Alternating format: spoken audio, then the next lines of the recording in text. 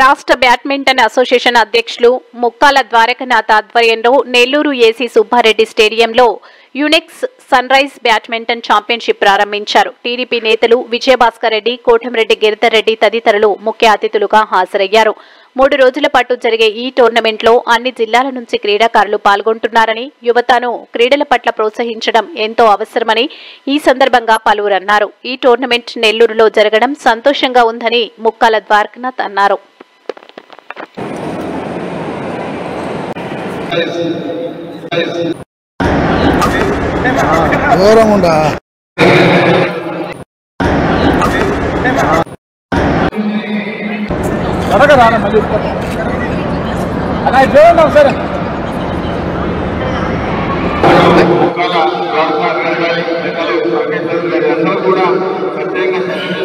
గత కొన్ని సంవత్సరాలుగా ఈ బ్యాడ్మింటన్ డెవలప్ అవడానికి, అదేవిధంగా ఎన్నో బ్యాడ్మింటన్ సంబంధించిన ఈవెంట్లన్నీ కూడా నెల్లూరులో జరగడానికి వీళ్ళందరూ కూడా ఎంతో ప్రయత్నిస్తున్నారు.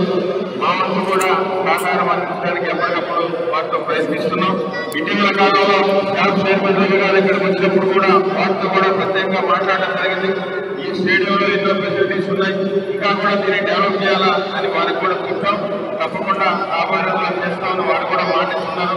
ఈ సందర్భంగా వేదిక మీద ఉన్న పెద్దలకు కూడా అటు గౌరవ మంత్రివర్యులు నారాయణ గారి పక్షాన్ని వచ్చిన వేమిరెడ్డి విజయభాస్కర్ రెడ్డి గారికి కానీ, పెద్దల వెంకటేశ్వర గారికి కానీ, మిగతా వారికి ద్వారకనాథ్ గారికి కూడా అందరూ కూడా చెప్తున్నాం. ఈ స్టేడియంలో ఎన్నో ఫెసిలిటీస్ ఉన్నాయి. దీనికి సంబంధించి ఇది నెల్లూరు రూరల్ నియోజకవర్గంలో ఉంది.